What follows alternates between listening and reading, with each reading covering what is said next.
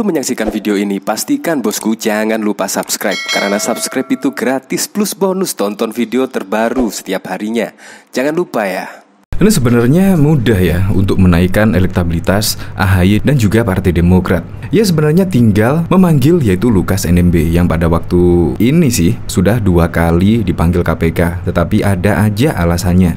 Seharusnya peponya kemarin yaitu SBY turun gunung yaitu untuk memanggil Lukas NMB ya supaya bisa mematuhi pemanggilan terhadap KPK dan menghadapi kasus korupsi yang menjeratnya lah secara gentle. Itu kemungkinan akan membuat elektabilitas AHY dan bahkan juga Demokrat kemungkinan akan naik lah. Bahkan Presiden Joko Widodo juga sudah tegas, yaitu meminta agar Lukas tersebut untuk menghormati pemanggilan KPK terhadap dirinya. Ini juga bahkan dikomentari oleh Denny Siregar. Kenapa Pepo kemarin gak turun gunung ya ngadepin kasus Lukas NMB? Kader partainya sendiri, kan tinggal perintah supaya datang ke Jakarta, gampang. Atau udah kehilangan kewibawaannya. Ya memang, apalagi SBY adalah yaitu pemimpin tertinggi lah di Partai Demokrat. Seharusnya gampang lah untuk memanggil NMB untuk menghormati proses hukum yang dihadapi di KPK.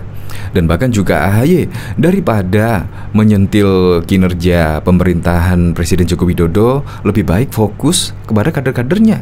Itu kemungkinan akan membuat elektabilitas tinggi. Sekarang itu rakyat sudah pinter lah. Jadi lebih baik tegas di kader-kader partainya sendiri, itu akan lebih bagus. Dan menurut saya bisa menaikkan elektabilitas AHY karena AHY bisa mengurus kader-kadernya. Ya kemungkinan seperti itu. Jadi tidak usah mengurusi kinerja Presiden Joko Widodo dan lain sebagainya, karena masyarakat yang bisa menilai itu kinerjanya baik atau tidak. Hanya masyarakat yang bisa menilai. Jadi menurut saya setuju lah dengan pendapat Denny Siregar ini.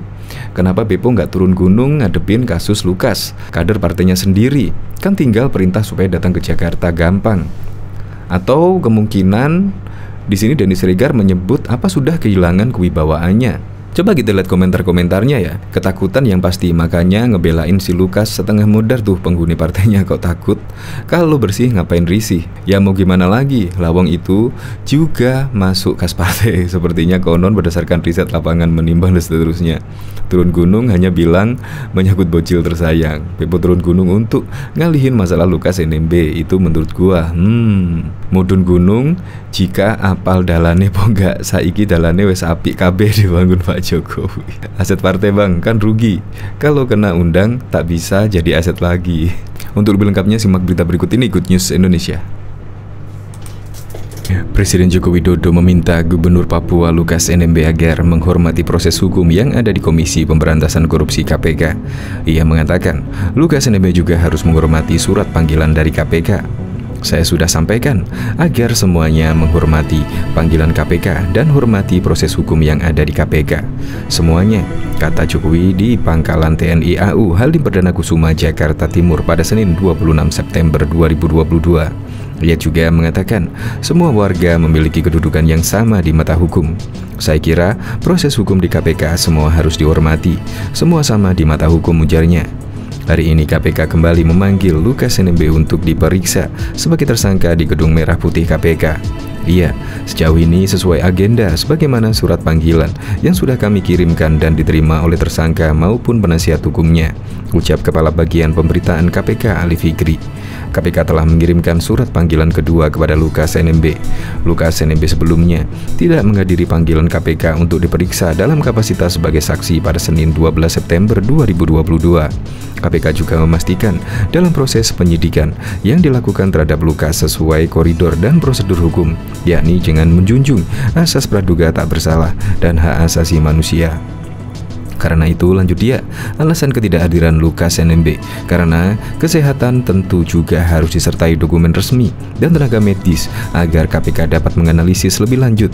Ia mengungkapkan, KPK juga telah memiliki tenaga medis khusus dalam melakukan pemeriksaan baik terhadap saksi maupun tersangka yang dipanggil KPK. Bahkan Presiden Joko Widodo menghimbau agar semua pihak menghormati proses hukum yang tengah bergulir di KPK, termasuk dari kasus dugaan korupsi Gubernur Papua Lukas NMB. Saya juga kira proses hukum di KPK semua harus menghormati, semua sama di mata hukum, kata Presiden Jokowi di Bandara Halim Perdana Kusuma pada 26 September 2022. Presiden Jokowi juga menghimbau agar semua pihak menghormati panggilan dari KPK. Saya sudah sampaikan juga agar semuanya menghormati panggilan dari KPK, menghormati hukum di KPK, ujar Presiden Joko Widodo. Bahkan juga Martinus Suai, tokoh pemuda Papua, mendukung upaya Komisi Pemberantasan Korupsi menuntaskan kasus dugaan korupsi Lukas NMB, Gubernur Papua. Sudah sewajarnya siapapun yang bersalah harus diberikan sanksi hukuman pidana sesuai dengan proses hukum yang berlaku, katanya dalam keterangan tertulis di Jakarta pada Minggu 25 September, dilansir dari Antara. Sekretaris Barisan Merah Putih itu menyatakan kasus korupsi yang menjerat Lukas NMB Gubernur Papua merupakan kasus pribadi yang tidak ada kaitannya dengan politisasi ataupun kriminalisasi. Kasusnya murni kaitannya dengan hukum imbuhnya.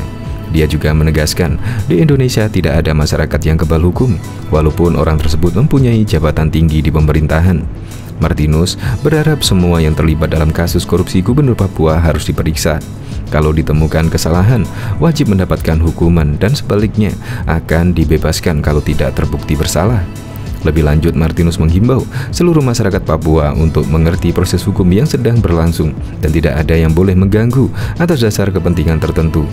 Sebelumnya, KPK mengirimkan surat panggilan kedua kepada Gubernur Papua Lukas untuk diperiksa sebagai tersangka di Gedung Merah Putih KPK, Jakarta pada Senin 26 September. Iya, informasi yang kami peroleh benar, surat panggilan sebagai tersangka sudah dikirim tim penyidik KPK. Pemeriksaan diagendakan pada Senin 26 September 2022 di Gedung Merah Putih KPK, kata Ali Fikri kepada bagian pemberitaan KPK di Jakarta pada Kamis 22 September. Dia menambahkan, sebelumnya Lukas tidak menghadiri panggilan KPK untuk diperiksa dalam kapasitasnya sebagai saksi pada Senin 12 September.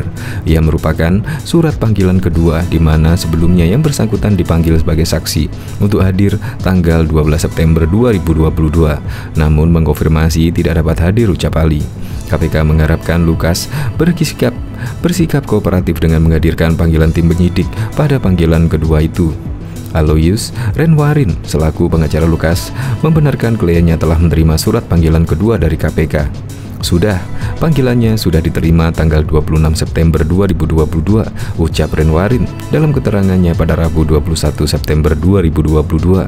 Walaupun demikian, dia belum bisa memastikan lebih lanjut apakah kliennya akan menghadiri panggilan tersebut atau tidak.